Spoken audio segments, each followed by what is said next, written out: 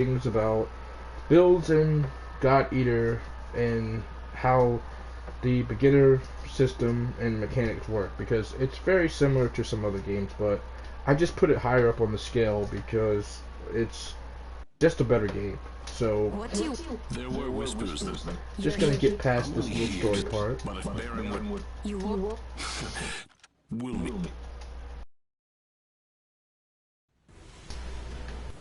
And I'm just gonna do a couple of the story missions, but I will show you exactly what my build looks like and exactly what to use when you start off at the beginning. So, it doesn't matter what weapon that you use at the beginning of the game, you have to make sure that you have 3 of your effects filled up, and you have to be able to use them effectively.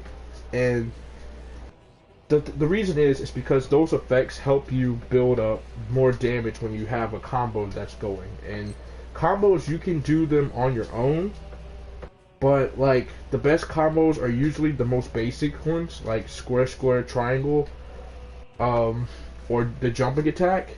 But here's where I'm going to explain the real crutch of the situation. Now, here's what you want to look at. You want to look at your engage effects, and you want to look at your trigger accelerations, because this is what sets apart builds from each other. Like these two are the most important things in the game, like your acceleration trigger and your engage effect. Now, your burst control unit also does matter, but like you can do many different things with your burst control unit. Like you don't even have to necessarily you know, tweak it as much as you possibly could, but like I'd say burst control units aren't as important when it comes to a build as such of the engage effects and the acceleration triggers. So here we are. I'm just going to explain a couple of what they do. So when you have your engage effect, basically it's the effect that you have whenever you trigger it with another teammate.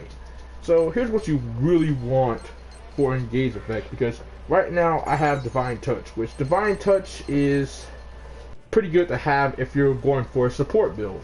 Now, I recommend for beginners, if you are going to be like maybe a heal 8 class, then I'd start off with either 3 classes to start off with, but I only recommend 2. But for me, I really prefer the heal aid, because heal aid really saves you time for your HP whenever you're dealing damage and having to go out in the field and get items. So, for instance, Divine Touch is using Link 8 fully restores an ally's HP at the cost of no HP. So, pretty much, this actually helps your entire team. Like, no matter, like, what. Like, you could have a team, and you use this, and this is just one of the best that you can get. And you can get this pretty close at the beginning of the game, like, around story level 20 or story level 12. Like, getting this and unlocking this is very important, because this is one of the builds that will really set you apart from the other players in the game. Also, alright, so another one would be, let's see.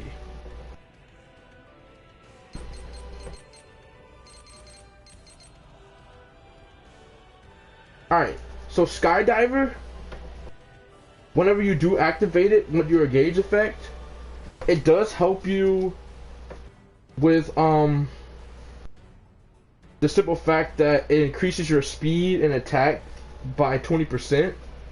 Like, it's going to help you with your base damage in the game, but that's only whenever you activate it. Like, that extra 20% attack really matters, because it helps break bonds on creatures faster than what you would with your base damage.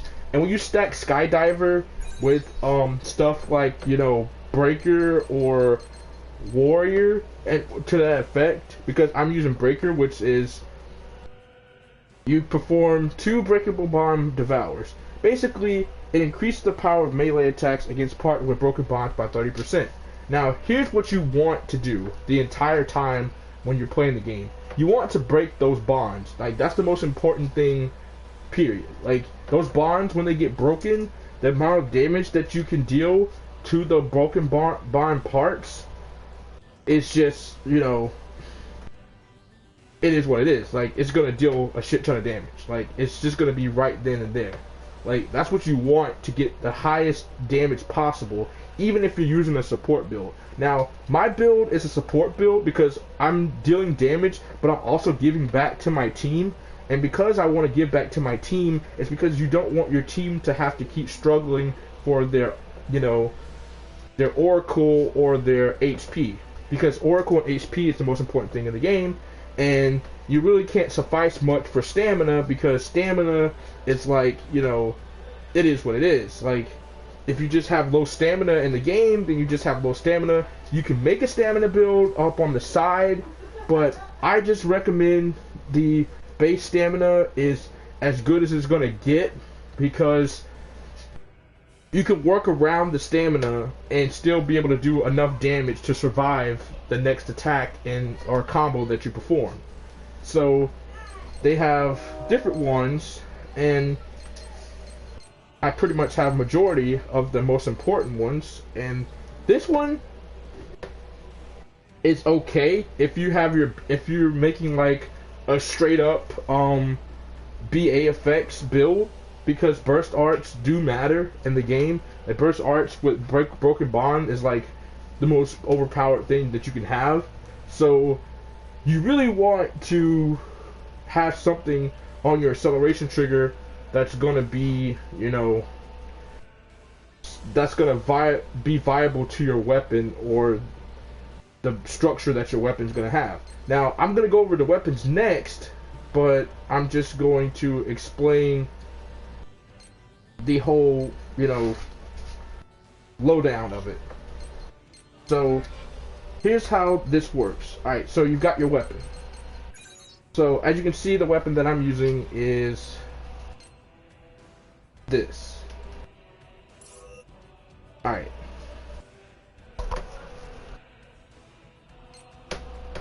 So you want to always check your installed skills on your weapon. I'm back. I got a dozen donuts because I was showing that Eric's surf shit, and like nigga had all them fucking breads and shit. Nigga want to get donuts. So nice. It's tribute mode.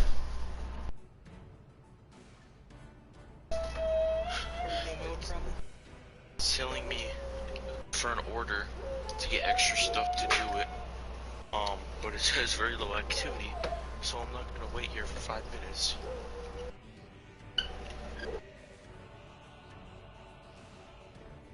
Or new video.